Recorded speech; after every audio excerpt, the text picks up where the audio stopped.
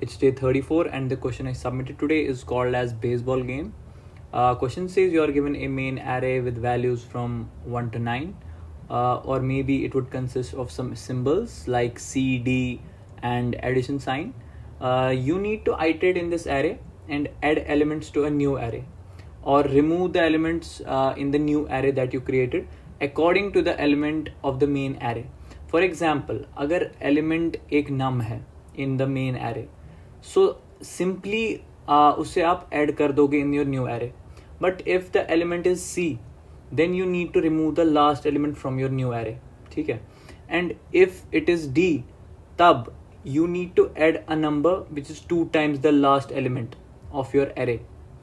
And if the element is equal to addition sign, तब you need to add the last 2 elements of your array. And उनके sum को you need to add in your array. As you can see the code आपको समझ आ जाएगा. So let's meet tomorrow at day 35 inshallah.